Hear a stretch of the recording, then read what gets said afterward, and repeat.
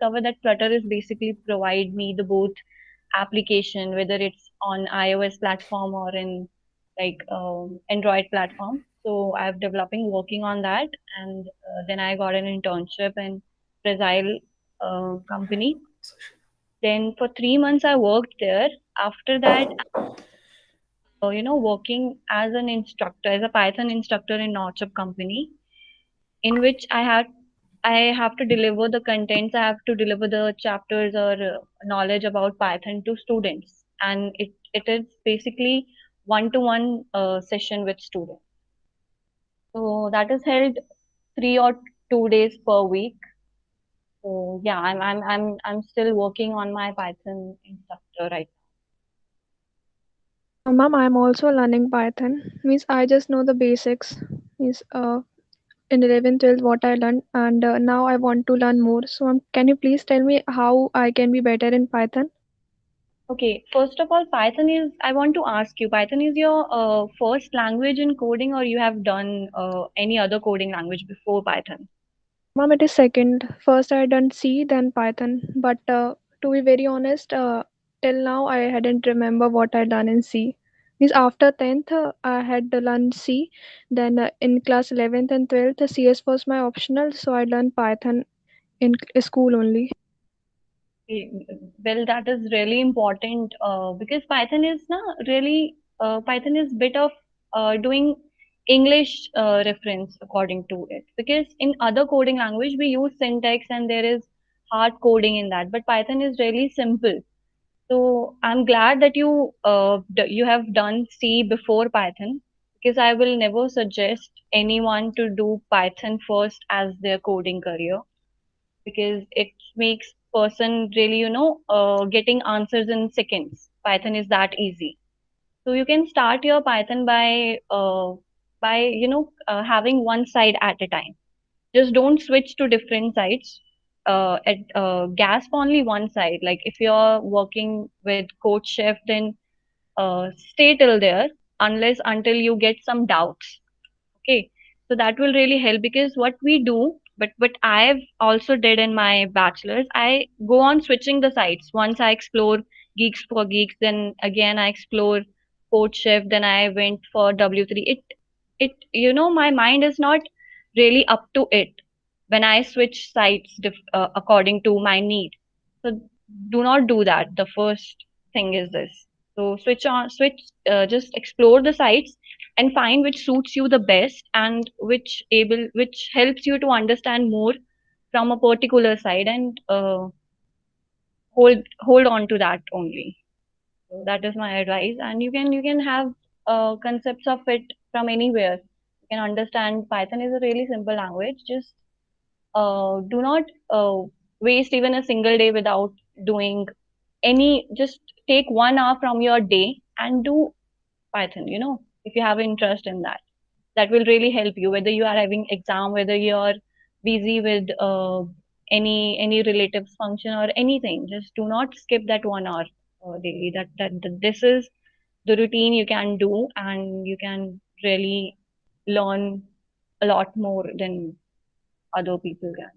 Okay. Yes, ma'am. Ma'am, the thing that you said, no, don't go in different websites. That is so confusing. Same thing is now happening with me.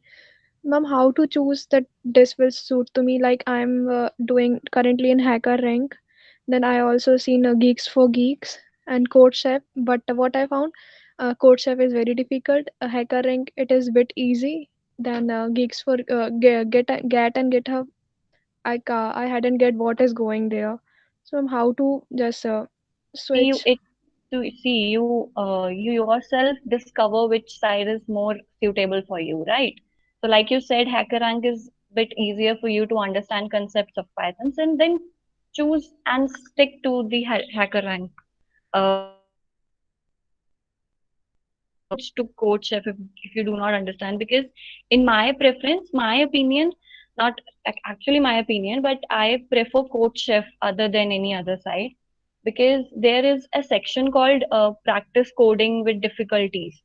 So I get to do, there is so many, they have divided questions based on the classified class, like One class is if you want to do coding in easy, if you want to go medium, if you want to go difficult, and they have, I mean, 500 plus questions. And the best thing about it that I can also get the solution of different students that has submitted before. So I found CodeChef is easy. You found Hacker Rank, Hacker Earth is easy. So just stick to Hacker Rank, not switch sides. Okay, it it's Yes, per, ma'am. it depends per person to person. And Anamika Hello, again. ma'am. Uh, ma'am, sorry. You can continue. I will talk. No, no, I was saying do not call me ma'am. Arushi is better. I think best. Okay. Okay. I will try. Uh, Actually, I just want to ask you that I am a first year student and I have so many options for internships. And it is so difficult for me to choose that what should I pick up to do. Can you tell me about this? That what internship do I pick for my future plans that can rely. Okay. Okay, first thing, Chinmay, that develop your interest first, in which you have interest. Like you have interest in coding, then do internship related to, data analyst or software engineering because they hire coding people. If you have developed in, if you have interest in web development, then do internship related to it. So first explore the different topics, then jump to internship. I will never suggest that today's WebD is preferable, so go to that. No, if you do not have any interest in WebD, you cannot understand it by having internship also.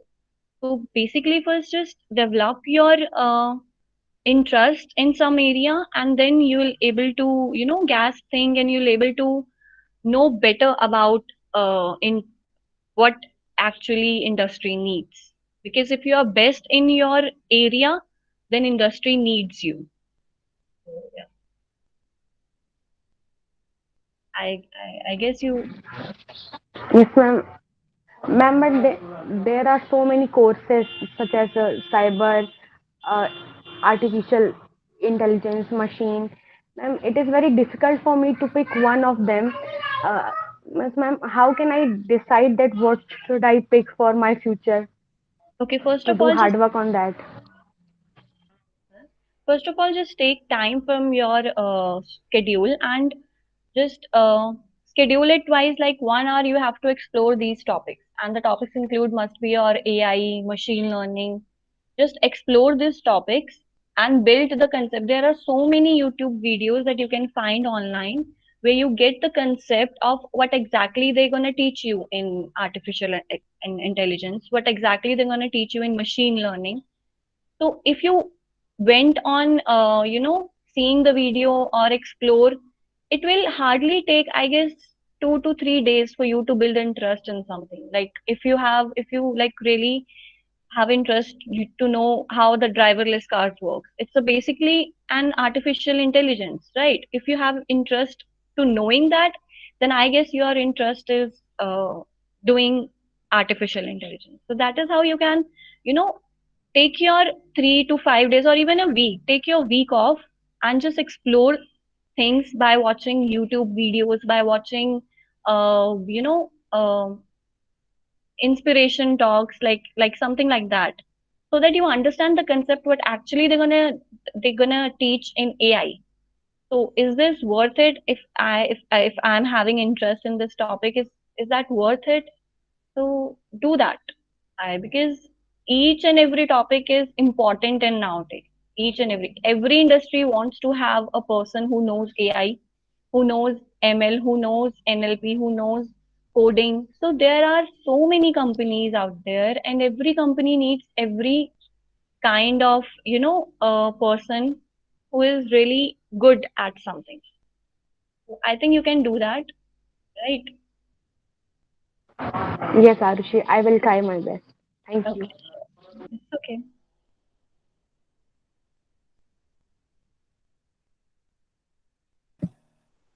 Thanks, Arushi, for answering the questions. As I already told that both of the students are very curious and ambitious. and yeah, they want to explore new things.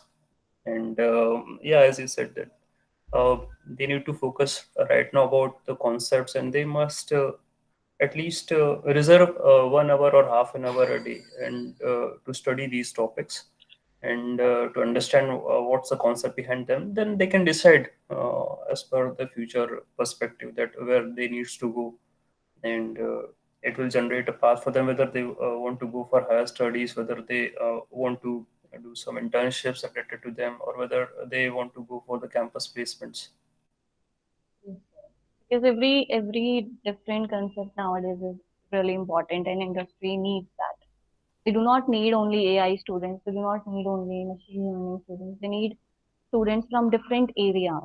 So everything is important. You can try anything you want. Yes, No. absolutely.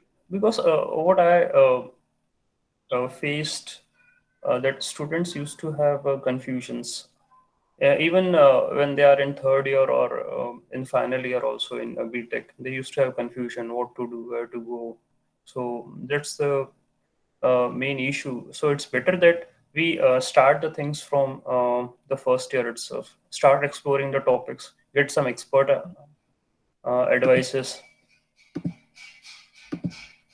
Which So yeah, it will help a lot.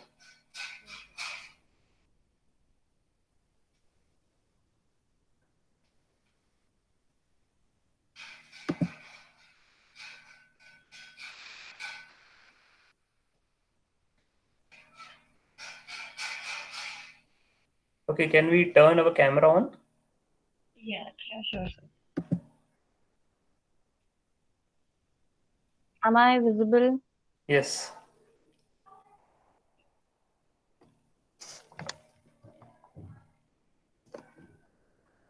So students are joining. We wait for 3 to 4 more minutes, and then I will hand over the session to the hosts. So they will start the session. Sure, sir.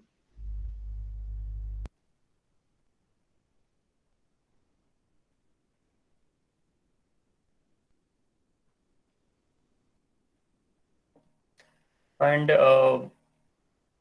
Arushi, I just want to know that, yeah, I was just talking about the research part at your institute. So you just said you are having workshops for in a month or in a week. So they are the experts from your institute only, or they are from outsiders also?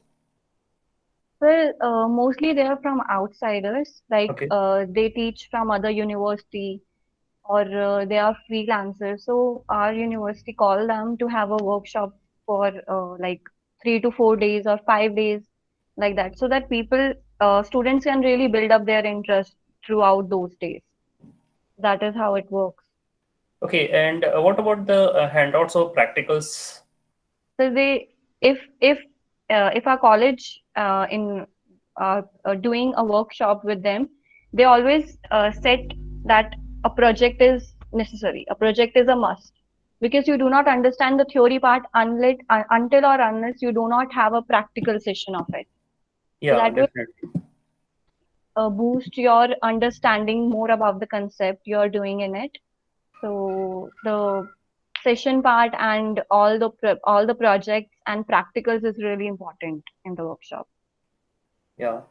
And what about the companies which are hiring at your institute? Because seen many of them have posted that whether they are getting internships at Amazon, some are getting internships at the Google. So what's the criteria behind your training and placements? How does it works? So the basic and the first most round of any companies that come to our college and like take the students for any role, whether it's software engineering, whether it's for artificial intelligence, whether it's for any role. The first round is to have a coding part in which the students have to do a coding questions. They have given some kind every there is a technical round test. It's called technical round test, where you have to build your coding experience throughout the test, and you'll get the marks according to it, and then you'll hire the position that's suitable for you. So you do not, it's not up to a student whether he or she wants to be a software engineering or a data analyst. It's up to the marks that you have obtained through that technical test. And then technical test, there is around two, in which there I guess some companies do the technical round two with the coding part only, and other companies, it depends on companies to companies. They have interview with uh, basics. They ask the what you have done in the coding part. Can you explain that? So they basically understand what we know in coding. How, so just they actually know, they actually want to get our coding experience. They want to get how familiar with we are coding.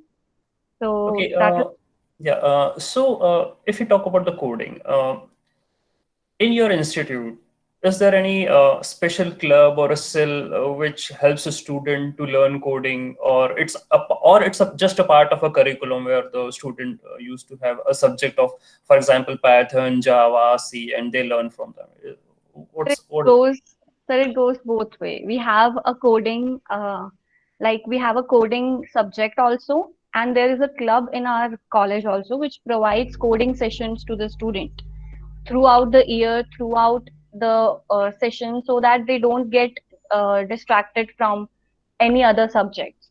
They get related, they get attached to the coding part also. So that is it.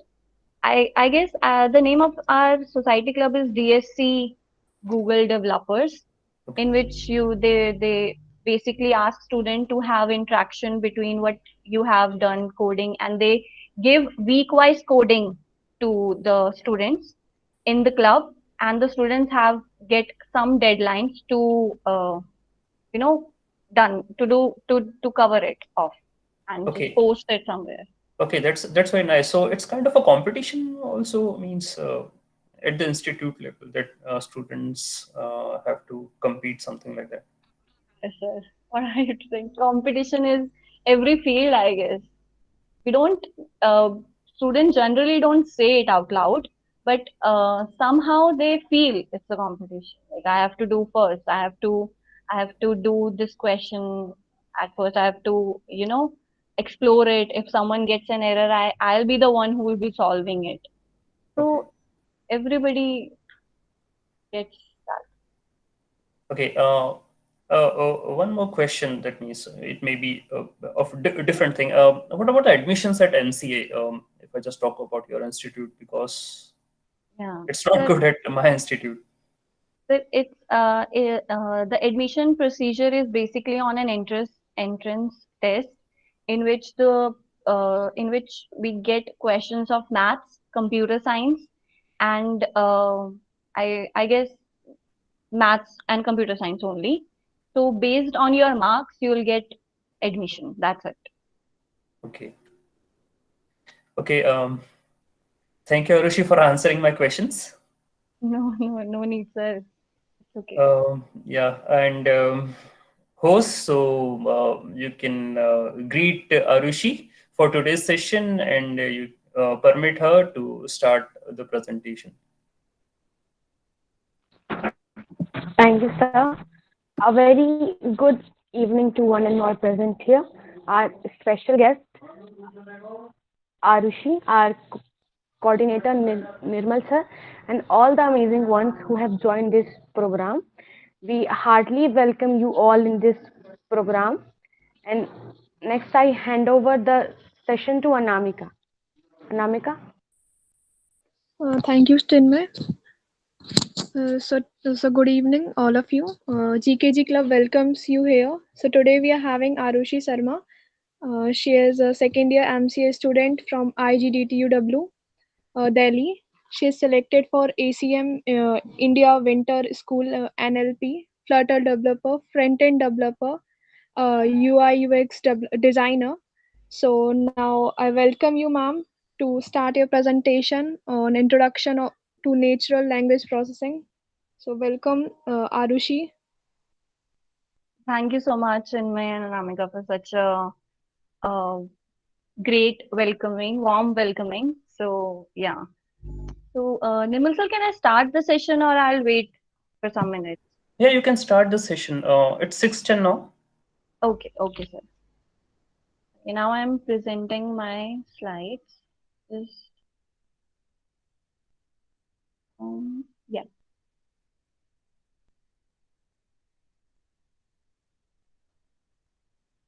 Is my screen is visible, I guess. Yeah, it is visible. Okay, okay.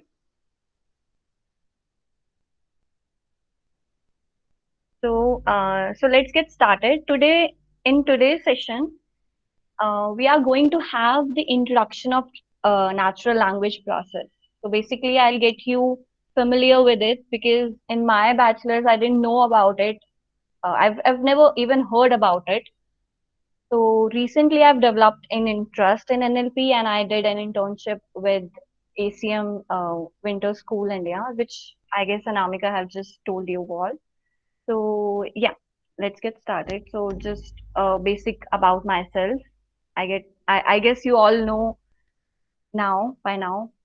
And moving forward, then we just let's talk about the content of the today's session. That what we are going to have in this session. First, we'll talk about what is NLP. Then we'll talk about its applications. Then we'll talk about what text data and its concepts. Then we'll see the key techniques related to NLP and how these techniques can implement on real data set. Okay. One thing important, guys, if you get any any difficulty to understand any topic or any uh, doubt in your mind, just interrupt me then and there. Do not wait me to get over the slide or get uh, uh, after the session. Just interrupt me, okay? So yeah, that is how it's gonna work. So yeah, let's talk about the applications of natural language process. First, we have search engine. Now, search engine is the software in which user can write any text query to search the information available on the internet, right? The second application of NLP we have Google Translate. It's basically a machine translation system in which one language is translated to another. Say English is translated to Russian or French like that. Then we have sorry. Then we have conversational systems, example chat box, voice agents, which interacts with human and responds to their queries and questions. You can heard about Alexa or Siri also. That is your conversational systems only. Moving forward, we have next that is news categorization, in which any given news is classified into defined class, such as politics, entertainment. So this is news categorization. Moving forward, we have spelling corrections. It is a software that is, included in most popular document editors right now. The screenshot I've used here is a screenshot of a Grammarly software, which is basically used for you to whenever you type any incorrect word, it help you to correct it. It help you to make your sentence grammarly correct. So this is all the applications of NLP. Moving forward, let's just we will see what is data set and its type. So talking about data set, it is an ordered collection of data. First, let's just see what the data set is and its specific types. After that, we will develop the understanding of NLP so that it will easier for you to understand what exactly the natural language process is. So the data set is an ordered collection of data. So while handling the data set can be bunch of tables, scheme, and other objects. Okay, so there are basically two forms of data set. The first form is structured data set, and the second form is unstructured data set. Talking about structured data set having fixed number of dimensions. That is fixed number of keys, values, or fixed number of rows, columns. Okay.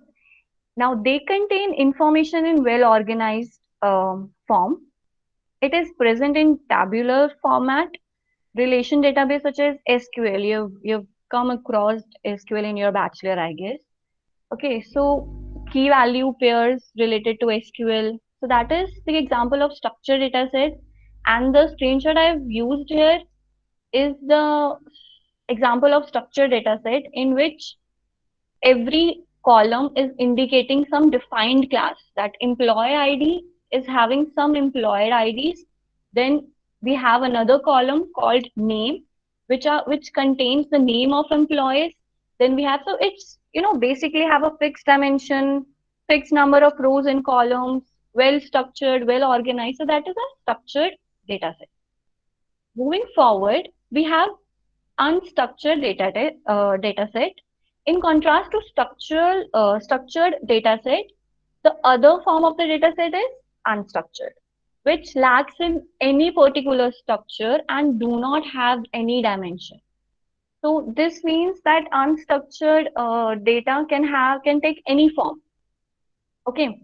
So different types of unstructured data set can be your audio, your video, your images and text. Because why I'm saying that images, text, videos are unstructured? Because when videos and images are processed by machine, they convert it into long text containing bits and bytes of text, which we human cannot understand easily. So I've given an example. I've taken this picture from Google and I tried my machine to get a text document of this picture. This is what I get in the right side. I don't think any one of you can understand this document because that is unstructured data set. So we will gonna work on unstructured data set. So now you have developed the understanding of data set. Let's move forward. What exactly the examples of text data set? The most prominent example of text data set can be your conversations in which you do messages, email, chats, and all. And the second one is your social media in which you tweet, post, comments like that. Okay. So data set is essential in any manner, any written form of a natural language, for example, English or French, you can say, it takes any form of natural language. So it consists of a characters or words arranged together in a meaningful and a formal manner, which means a text data is driven by a grammar rules and defined structure. So now that we have discussed about text data, let's just understand what is NLP, what is natural language process. So it is a branch of data science which deals with deriving useful information from the text data. Like I've given a text data, I'm applying NLP on it, and I'm getting some information, important information and insights from that text data on which I've applied my natural language processing. So this is the layman definition of NLP for you to get understand bit more clearer. Okay, so it contains several different techniques and process which are used to analyze, understand, and utilize the text data for solving business needs. Often we come across the term applied NLP, which means the use of NLP for deriving and developing applications or system in which there exists a human interaction with machine. So that is what applied NLP is.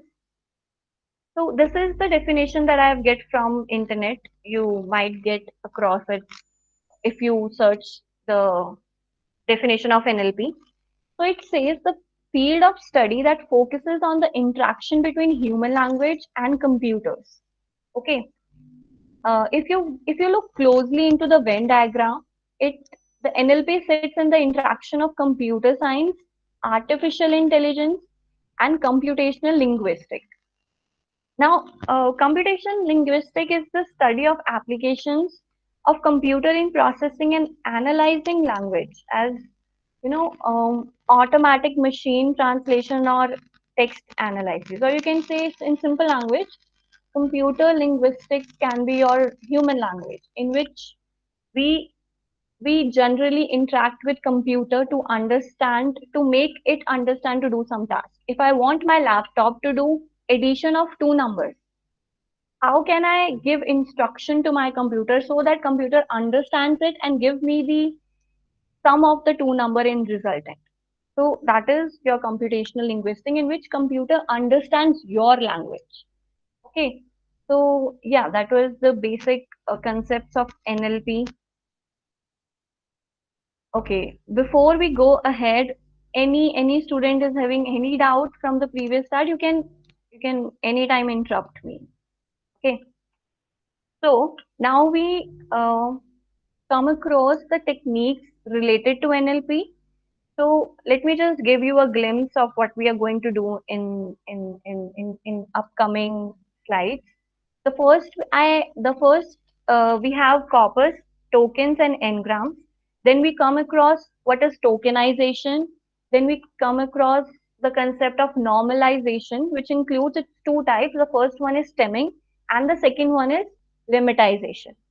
Okay. So then we come across the part of the speech tagging, which is basically in the concept of grammar of sentences. If I want to know the grammar of some sentence, then I need to know what is part of speech tagging. Then I come across the dependency grammar.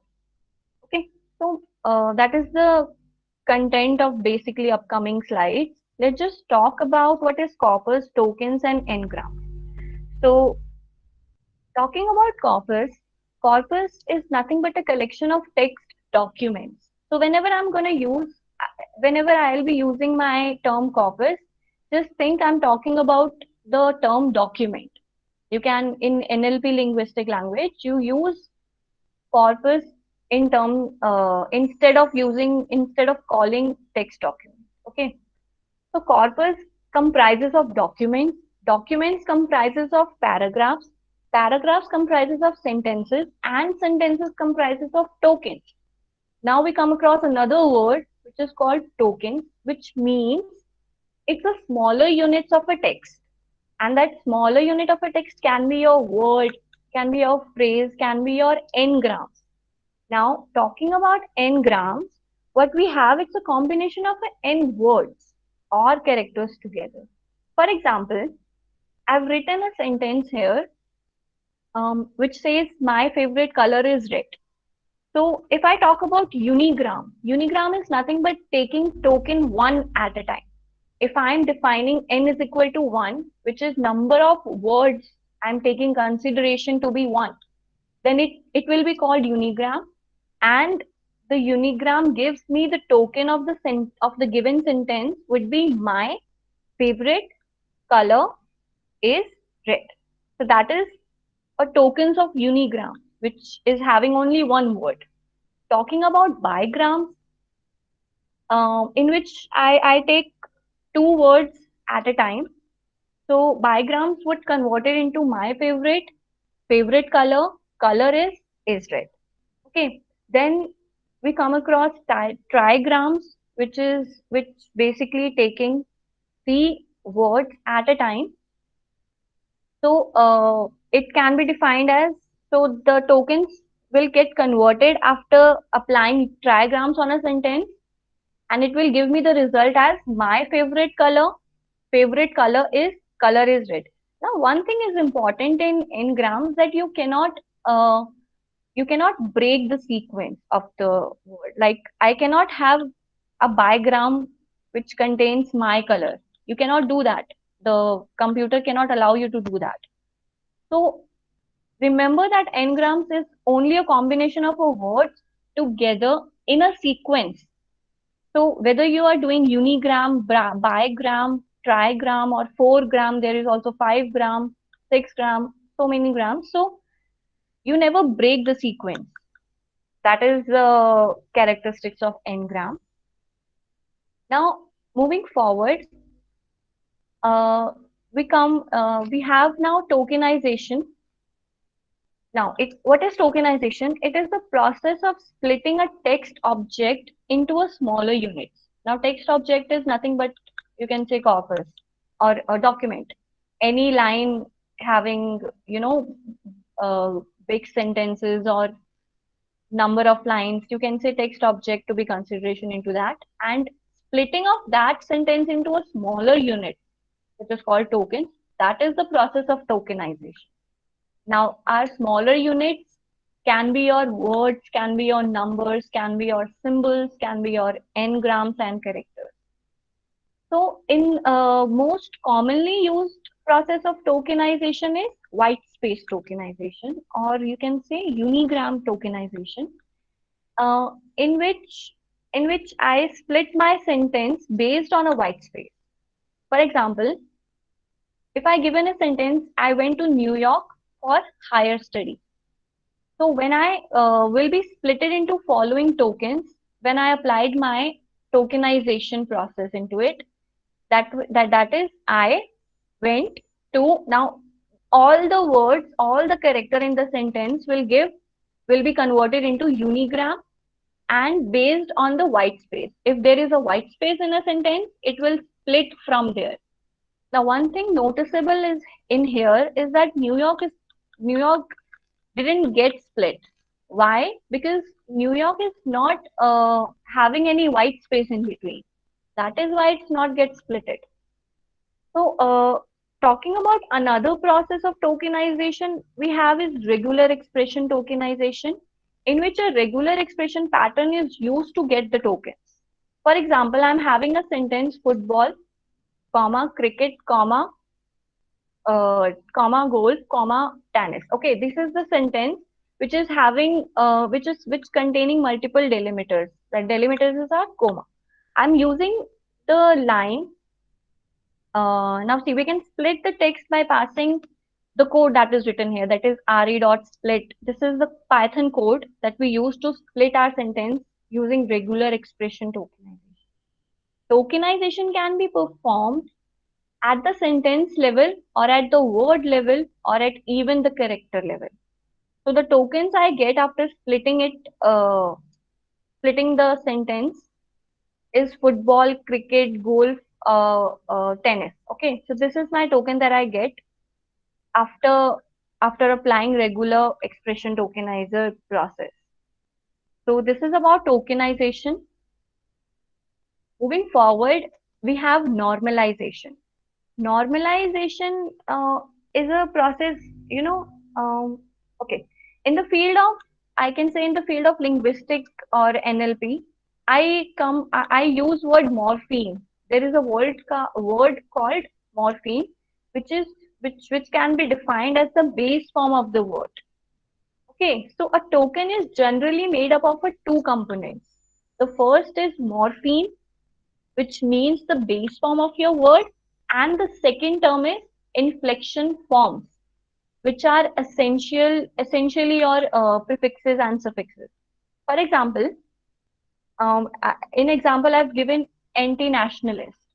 Now the base form of the word, you can see directly that national is your morpheme, and anti is your prefix and suffix, so it will come under inflection form. So normalization is the process of converting a token into its base form, that is morpheme. It helps in reducing the data dimensionality and text cleaning. Okay, I'm going to define text cleaning in my upcoming slide. And why we are studying normalization, tokenization, all these concepts, you'll get clear later on. So let's just understand the concept first. There is two types of normalization. The first is stemming and the second one is lemmatization. Okay. So talking about stemming, it is an elementary rule-based process of removal of inflection forms from a token.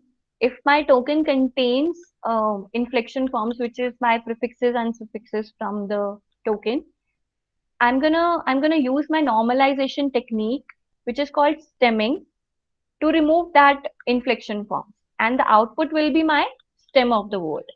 For example, the words I've given here is laughing, laugh, laughs, laugh. Now all these words will be converted into laugh after applying stemming process onto it. And the inflection forms in all these words is ing in laughing, ed in laughed, S in laughs and there is no inflection forms in laugh. So all these words get converted into the morpheme, which is stem of the word, or which is called the base of the word. Okay. Now, one thing important, that stemming is not a good normalization technique, because sometimes stemming can produce the words which are not present in the dictionary. For example, take an example that I've given, that is that his teams are not winning. When I applying stemming process into this sentence, the token that I get is "Hi team are not win." Now notice that the keyword "win," you see WINN win, is not a regular word, and "hi" changes the context of entire sentence. So that is why we do not use stemming process usually. We use another process of normalization, which is lemmatization. So talking about lemmatization is the systematic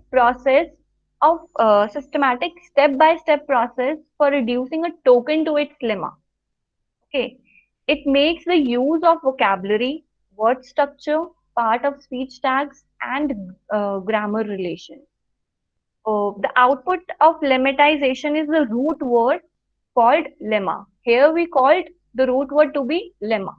Okay. So for example, am, are, is will be converted to be, and running, ran, run, rans will be converted to run. Okay.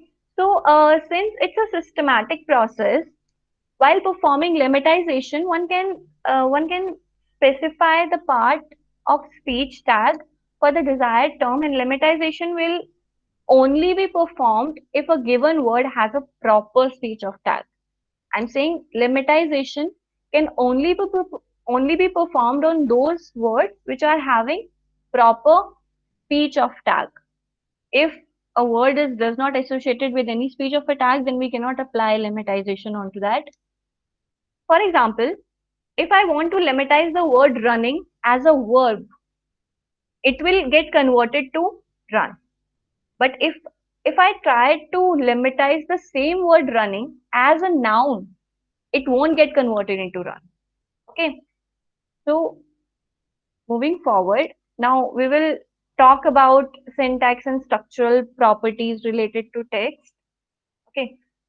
We have come across part of a speech tag, which basically are the property of a words which define their main context, their functionality, and usage in the sentence. Okay. So some of the commonly used part of a speech tags are nouns, which defines any object and entity, verbs, which define some actions, adjectives and adverbs, which can define, modifiers, injectifiers. So every sentence get post tag, which is part of a speech tags. For example, in a sentence that is, David has purchased a new laptop from Apple Store. Now, in this sentence, every word is associated with their part of speech tag, which defines their functions in the case. For example, David has NNP tag, which means it's a proper noun. Has and purchase belongs to verb, indicating that they are actions. Laptop and Apple Store are the nouns. New is the adjective. Okay. So part of a speech tag are defined by the relation of word with the other word in the sentence. Okay. Machine learning modules or rule-based modules are applied to obtain the part of a speech tag. So that is how part of a speech tag works. Moving forward, this is the most commonly used part of a speech tag. Notations are provided by Penn-Treberg part of a speech tag, which a total of a 48, I guess, 48 part of a speech tag, according to their usage. Okay, so we have the Penn-Treberg has given the tag, then its description and the example. You can see this after the session. Now, part of a speech tag has number of applications. Okay, like part of a speech tag applied on pronouns. It can give verb. It can be a adverb, adjective. So it has many applications. Talking about their usage, it used in text cleaning. Now, I'll give you the example. What is text cleaning right here? Text cleaning is basically what, that if I have a text document with me and I want to extract some information through that text, what I'll do, I'll first start with cleaning my text. That, like, I want my document to be free of any exclamation sign, any comma, any at the rate or anything, and I want to get the information of the names present in my text. So this is called text cleaning, that I'm cleaning my text to get some uh, important information through it. So part of a speech tag is really, really useful into that. Then the second usage of it is feature engineering task. It's similar to text cleaning with some engineering task you involve through the text. Now, the third usage is word sense disambiguation. Now, let's understand what is this. For example, I've given the sentence one which says, please book my flight for New York. And the second sentence I have is, I like to read a book on New York. Now, in both these sentences, the keyword book is used, but in sentence one, it is used as verb. And in sentence 2, it is used as a noun. So that is word sense disambiguation. That part of a speech tag is makes user or makes uh, machine to understand that is uh, which sentence is acting on which part of speech. Like, both book is the same word, but in first sentence I use it as a verb, and in second sentence I use it as a noun. So that is how part of a speech helps in distinguish the both of the sentence. Okay. So moving forward, let's just talk about the grammar of a sentence. And the first type of the grammar is constituency grammar. Any word, any phrase, any group of word can be termed as constituents. And constituency grammar can be defined that it is used to organize any sentence into constituents using their property. And okay, so these properties are generally driven by the power of a speech tags, noun phrases, verb phrases. For example, a constituency grammar can be defined that any sentence can be organized into three phrases. Okay, I get any question? I've heard. Any one of you have? Yes, ma'am, I have a question. Yeah, Ma'am, these NLPs are used for that computers or machines used to observe our language, right? By using these NLPs. So, ma'am, Google Assistants, which are already in our phone, they also use NLP for the processing. I mean, they observe our language and give us the relatable answer as well. So, for that also, NLP is used. I mean, like, I'm just learning about this thing for the very first time. So, I'm trying to connect it with something I'm familiar to. So, yeah, you, am I connecting right that for that purpose also? I mean, like Google Assistant, there is some processor in our phone which used to convert and break the sentence in particular like bigrams and trigrams, and by uh, that process, Google Assistant used to observe our sentences, comprehension, whatever we are speaking to it. Uh, like that, it works. exactly. You are absolutely right, Soumya. You really asked a great question. That Google Assistant is basically, if you want, like, today what we are doing, we just today we are short of time, so we just ask Google to open this, to open that. So Google heard it and do some tokenization technique into that, and then normalization to get our words divided, splitting into tokens, and give me result. So that is the concept of NLP only. That is what we are doing. I've discussed the applications in the earlier. Maybe I didn't use the Google translation. So that is, you're correct. That is the part of NLP only. Ma'am, I have another question. While giving some instruction or while doing some programming for our computer or particular for our any of the machine, how can we find out that in how many grams we have to divide a sentence to properly to enable our machine or computer to properly observe that particular sentence or that kind of stuff? How can we analyze that in how much n grams we have to divide our sentences? For example, you have told us that the color is my favorite color is red. So in bigrams we are dividing my favorite color, the color is red. So how we can justify what we have to exactly do to process our command? Okay. Okay. So, Soumya, the basic understanding of it that you need to, distinguish that whether I use bigram in it, whether I use trigram or foregram based on the task you perform. For example, in a text, if I want to know the name uh, the text has used, like I want to extract all the names the text has used, and the name is can be bigram like Arushi Sharma, or can be your trigram like your name, Soumya Jyoti Singh, right? So based on the task what you are doing, you told the computer to do similar gram.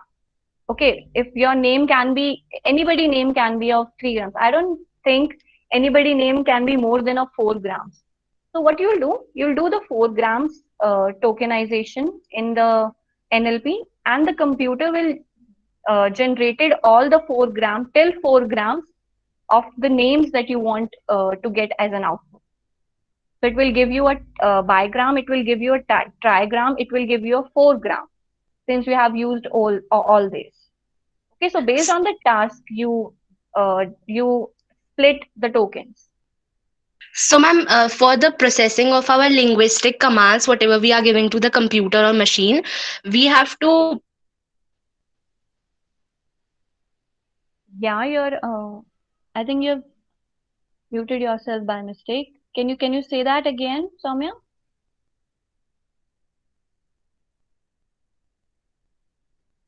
Am I audible? Yes, you are audible. Yeah, I you are think there audible. is a Soumya, you network can issue. speak now. Excuse me, am I audible? Yeah, Soumya, you're Yes, audible. yes, you are audible. For processing of our linguistic command, whatever we are giving to the machine or computer, we also have to particulate it with that we are using book as a verb, as a pronoun, or I mean book as a verb or book as a main subject. We also have to instruct the computer while processing of such NLPs. No, no, no. That is not your task to do. That is the task of machine learning and rule-based practice that I've just discussed. It basically what machine learning and rule-based practice do. It will give you a part of a speech tag of a particular sentence. So machine learning is different thing, different from NLP. So the task is given to the machine learning to do such type of like book can be your verb, can be your noun. So that is not your job to tell the machine. It's job that machine learning or rule based practice can do. Okay, I've given in my slide also. Here you can see. Hmm. Yeah, here it is. I've written that machine learning and rule based process is is the process that is used to give me the part of a speech tag of a given sentence. Okay, so that is the technique we are going to have to develop to know our part of a speech tag. So, did you get, Soumya? Yes, ma'am, I'm getting that, and now I'm able to connect it properly. Actually, Okay, I'm glad to know that. Anybody is having any doubt, or I'll just move forward.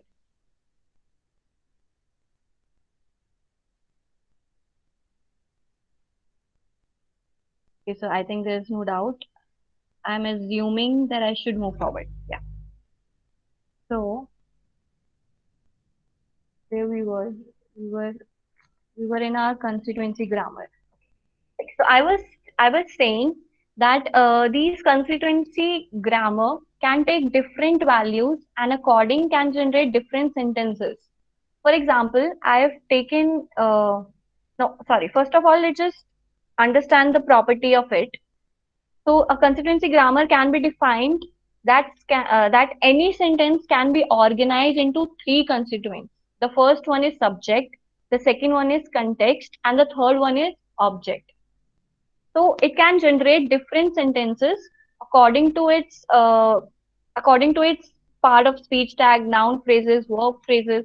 For example, I have given a three sentences here. The first one is the cats are running in the park, the dogs are barking happily, they are eating since morning. These three sentences I have given, and I have to apply constituency grammar into it using speech of a tag, which is the property of constituency grammar.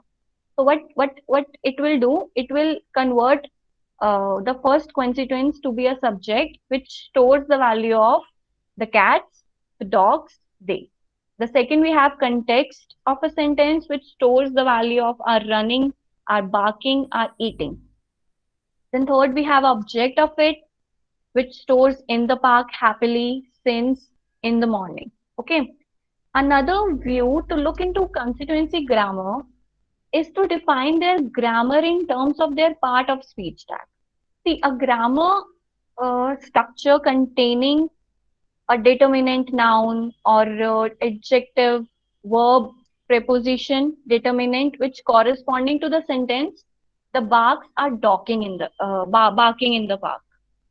Okay, so that is another view to look into constituency grammar. The different type of grammar we have is another type of grammar we have is dependency grammar, which states that the words of a sentence are dependent upon other words in the sentence. Okay, for example, in the last sentence, I've just said barking dog was mentioned. So the dog was modified by barking as the dependency adjective modifier exists between the two. Okay, you cannot use barking alone. This barking is a modifier adjective which you used related to dog.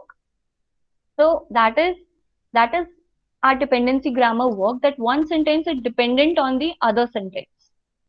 Now,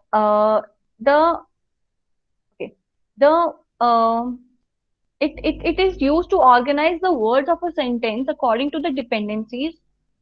All the words are directly and indirectly linked to the root of the root using links. Now, there is only one root in the sentence, and every other word is directly or indirectly linked to it.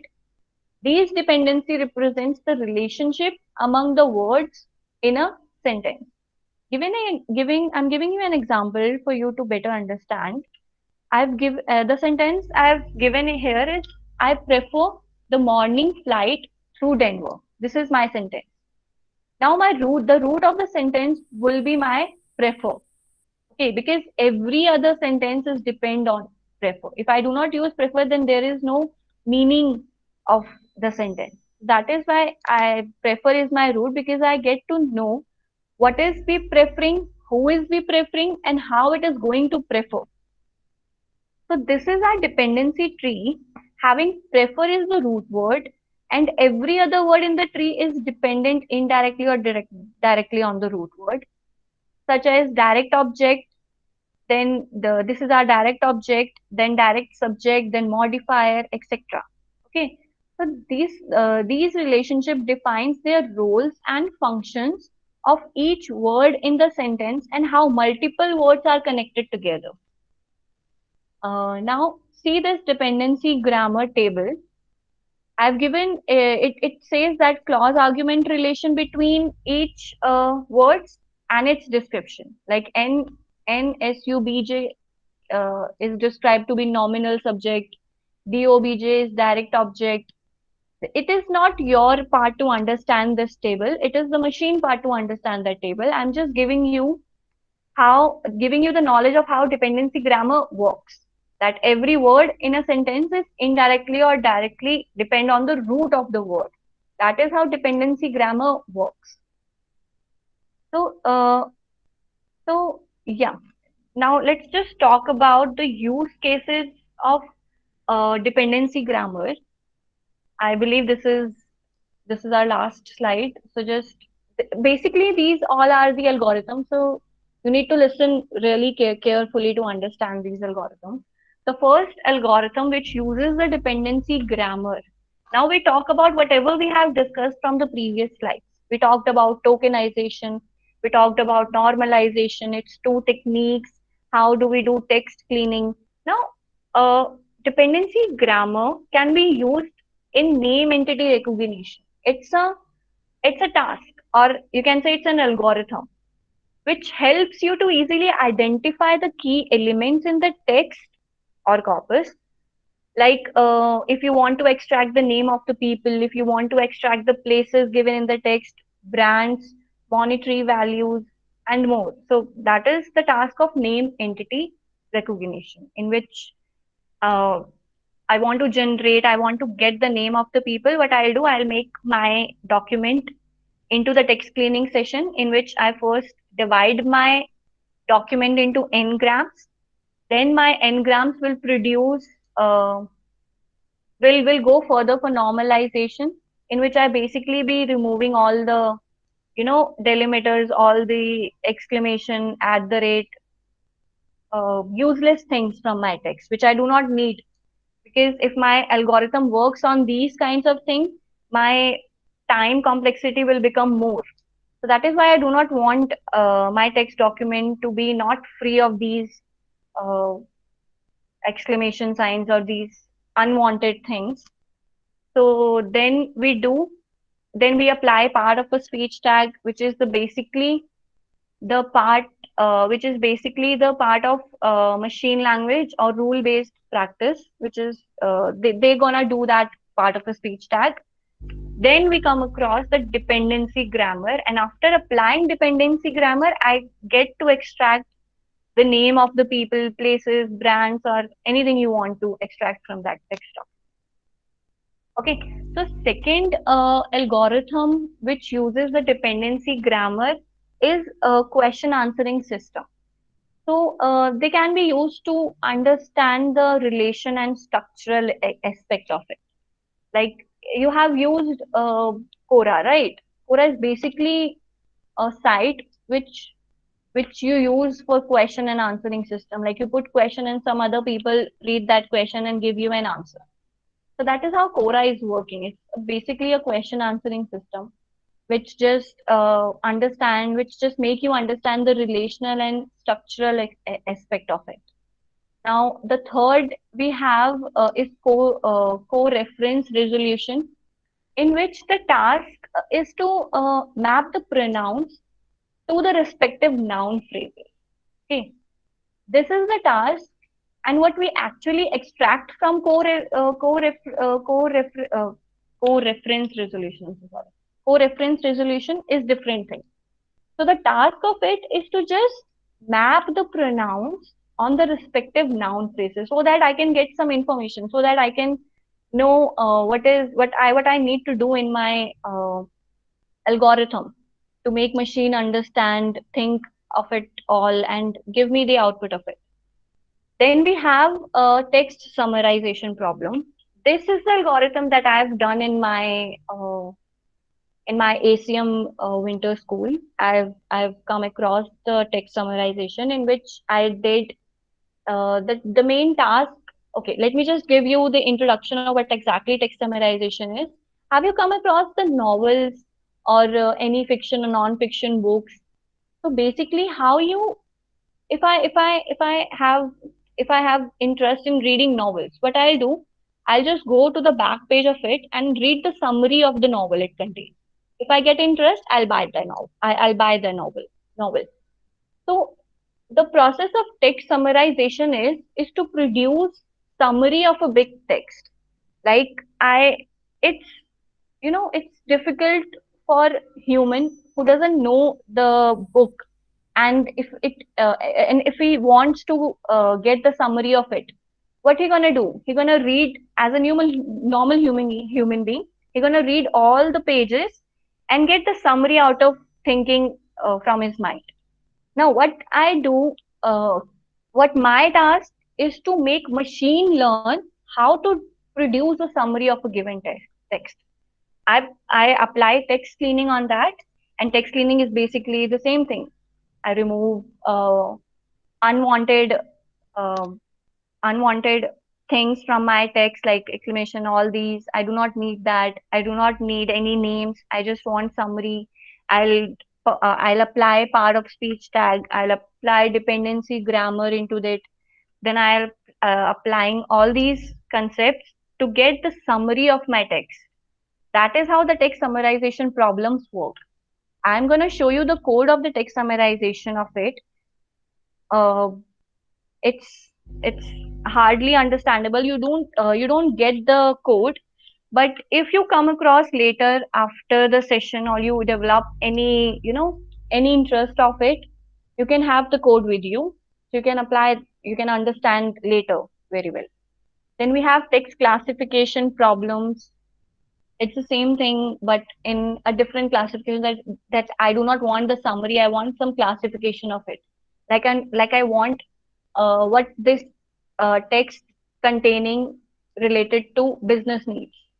Like I do not want to know if that text involves some story, if that text involves some places. I just want to know what is the business needs of this text.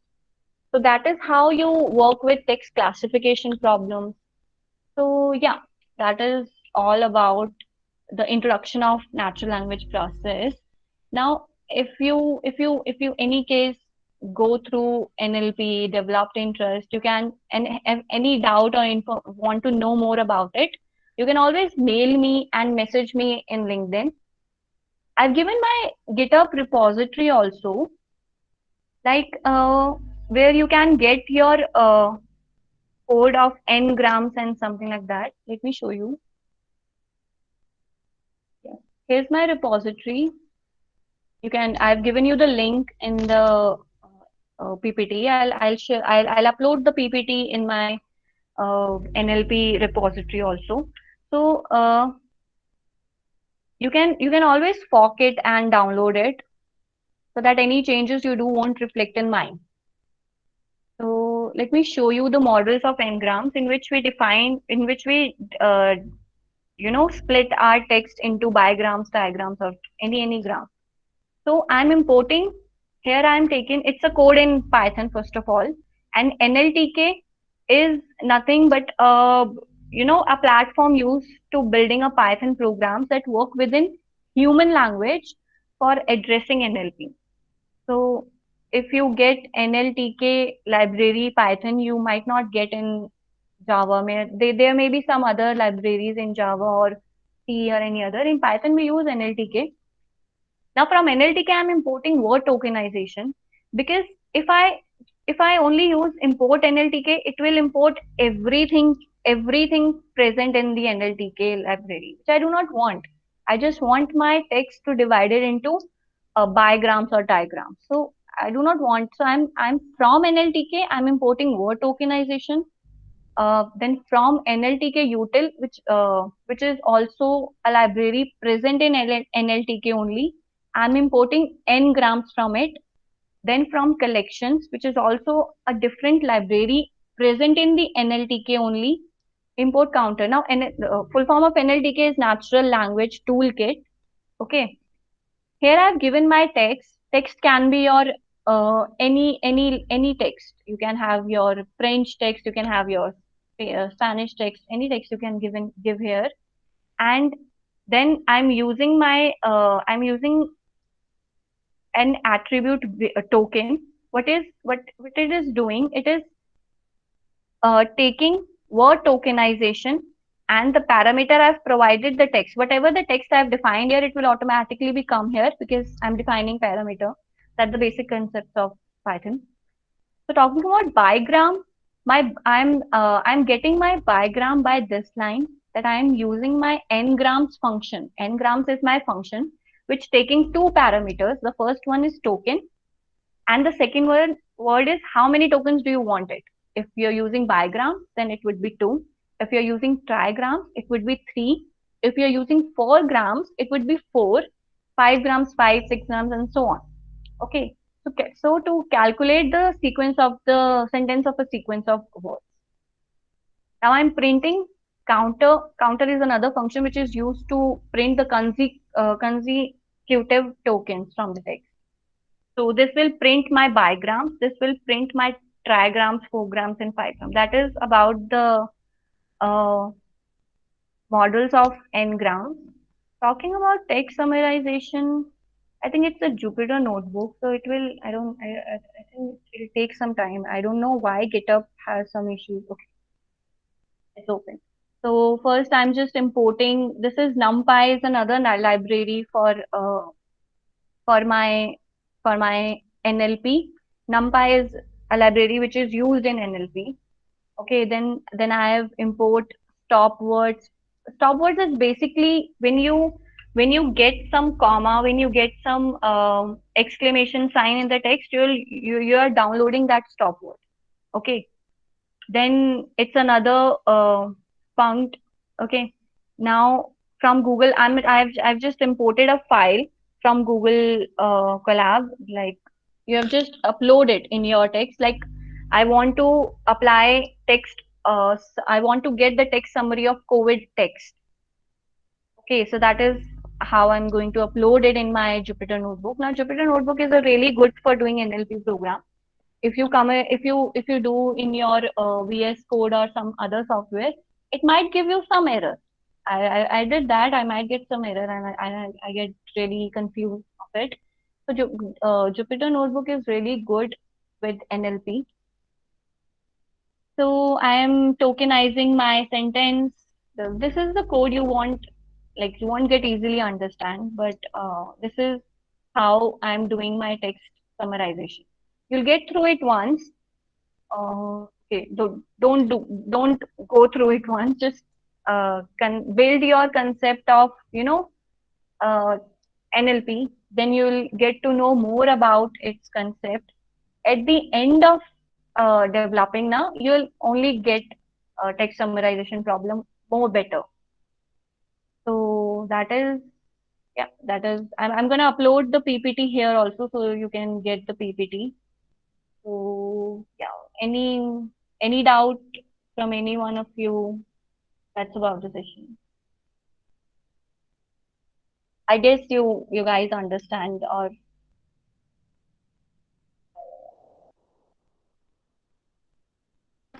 Anyone having Arushi, any your questions, presentation you was can so ask. good, and yeah. Okay, there are questions in the chats. Okay. Mind give an example of each use case from real life scenario. Okay. You want Kartikeya, you want examples on which exactly use cases on which topic you want the real life scenario when it comes to these algorithms. Okay, I do not understand the question in which can you unmute yourself and ask me if that's possible, Kartikeya? Yeah, Rishi, can you hear me? Yeah, I can hear you. Okay, can you like go to the slide? Which part? It's like the second last, maybe. Okay, yeah, right. Yeah, that's what I think you were like on the second one, and then you started like explaining the scenario. So I think we are good. But on the first one, you didn't like tell us the example. So if that possible, makes sense. Okay, named entity recognition. You want example of that, right? Yeah. Named entity recognition. You can take a real life scenario of.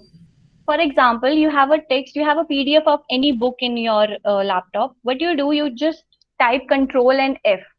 Okay, you type these two keywords and write down the word of like any topic you want to get through it. You do not want to scroll the whole PDF. What you do, you just type Control and F from your keyboard and type the word that you want to get, that you are looking for. So that is the work of NLP, which is called name entity recognition, in which you get the output of whatever output you want it to be. Like you from a text, you want the names of the text given.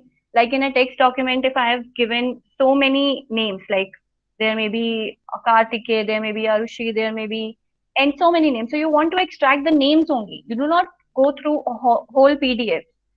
So named entity recognition is going to help you in that scenario, in which you want to extract some information from the text based on what you actually want. Whether you want the name of a places given in the text, whether you want the monetary values of it given in the text, whether you want the name of people. So that is how the name entity recognition works in real scenario. Yeah. Okay, perfect. One more thing, can you like go to the GitHub profile of yours? You were like showing some code on Jupyter. Sure. On which file? Yeah, I think it's text summarization. Yeah, I'm not sure. This should be the one though.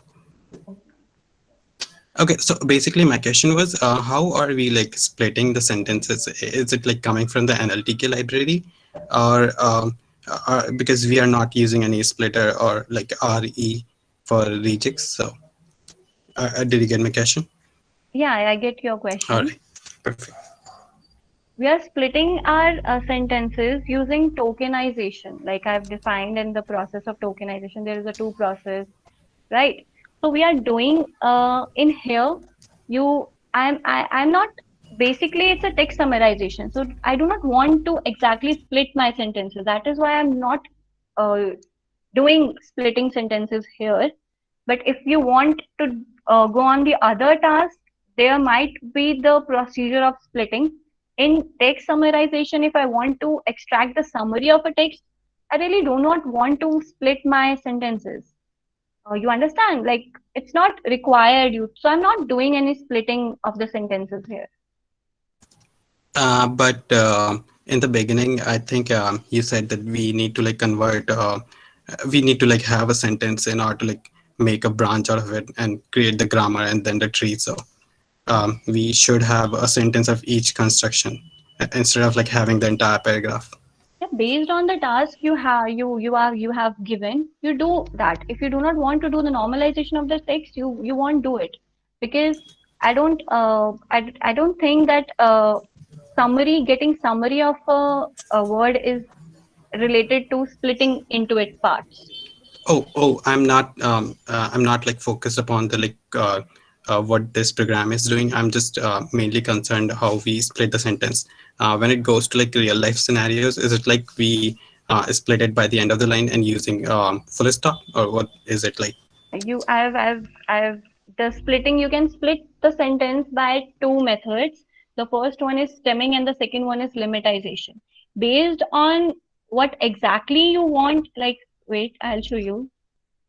Yeah. I've written the code there. Yeah. Here you can see it's a splitting of a text into a smaller unit. Like, if you want your text to get splitted based on a white space, you can use you're going to use the white space tokenization. And if you want your sentence to get split on full stop, or get split on comma, get split on semicolon, so you will use this line, re split, and then I'm using slash in place of this comma if I am going to split my sentence based on comma. And if I want to split my sentence based on hyphen, I'm going to use hyphen instead using comma. Are you getting, Karthikeyan? Yeah, I do. Thank you so much. Not a problem. Any person having any doubts? No. Okay. We don't have a doubt, actually. I really enjoyed the session. It was very informative, I must say. Thank you so much, Irisha.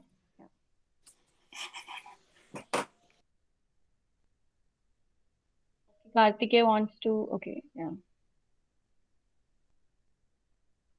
Arushi, I Anyone want to having ask any more? one thing. Yeah, go ahead. Yeah. What So is ACM? ACM India Winter?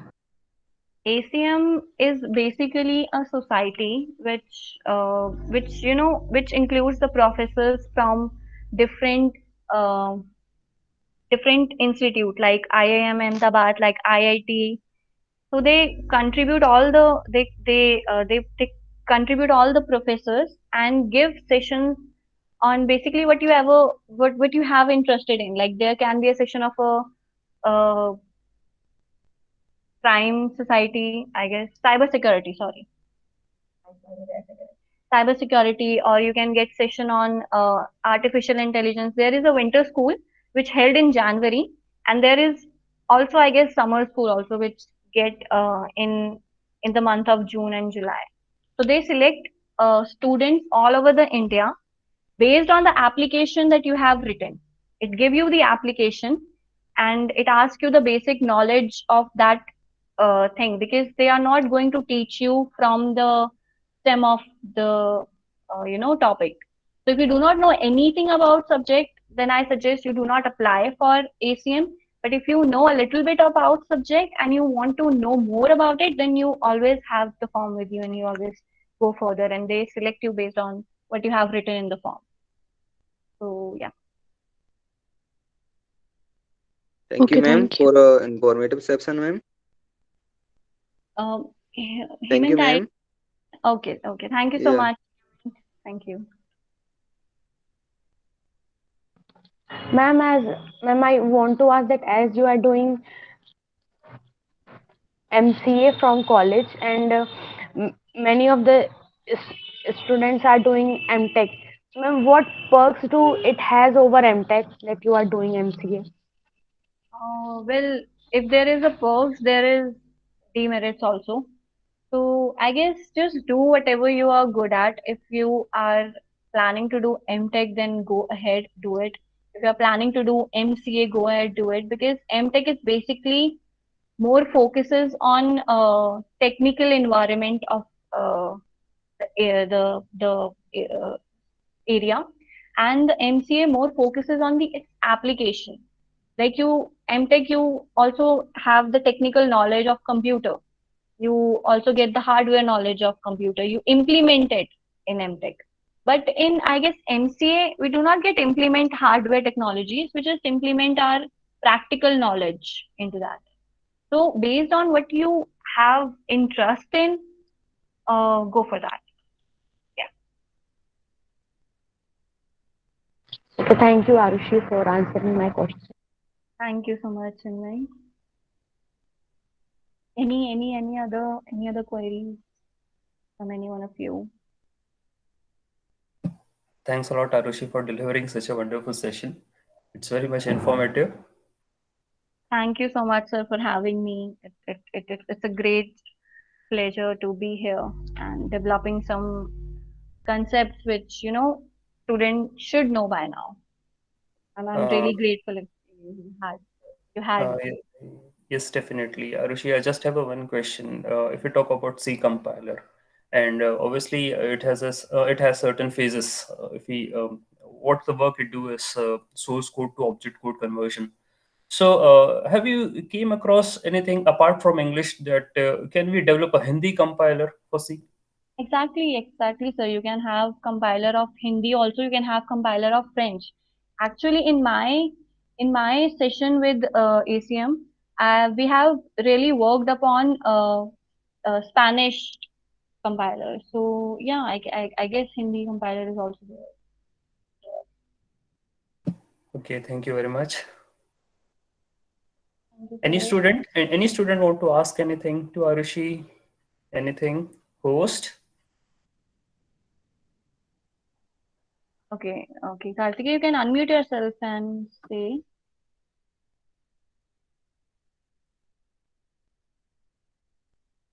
Okay, you have sent me the link of some GitHub profile. Was it, what is it, Karthikeya? Let's just open it. Okay, it says Alarm programming language. Can you give insights of what is this that you have given? Is it your GitHub profile? No, I was like just going along and was searching.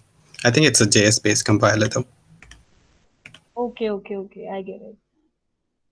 Thank you for sharing this with Yeah, there are like many compilers, and like I think there's an Urdu compiler as well. Right now, these days, JavaScript is flooding a lot, so people are creating lots of stuff. Exactly, exactly. I get it. I get it. Thank you so much, Karthik, for sharing this.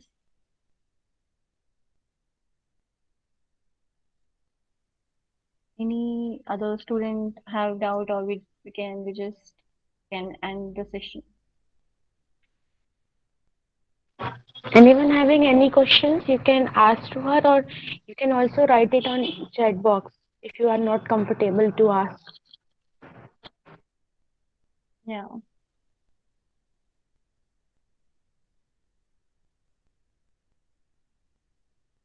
I think nobody has any doubt.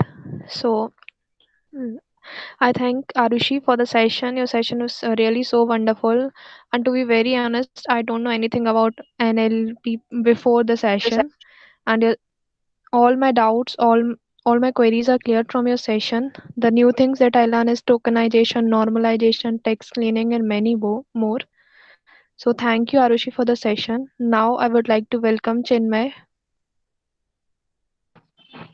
Thank you so much, Arushi. It was a wonderful webinar with you, and you explained everything about the topic in the very easy manner. And being a non so tech savvy girl, and I am super duper impressed by the topic you told about. And I must say, you are awesome. It was a pleasure having you here. And such you are such an amazing scholar that we have got. And it really means a lot to me, to our club, and all the amazing ones who have joined this program. And I think we will conduct some more sessions like this with you. Have a great future ahead. Thank you, Arushi, for being with us. Thank you so much, Chinmay and Dan Nirmal sir, for having me.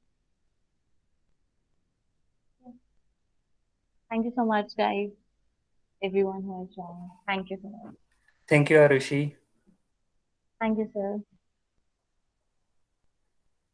Okay, best wishes. Okay, okay. Thank you, sir. Same to you, to you.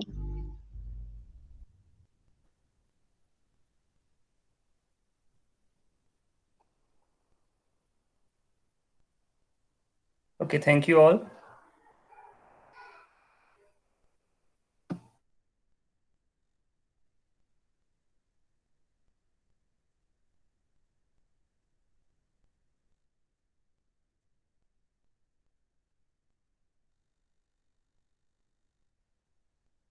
अरे Rishika, hello. और left हो गई क्या?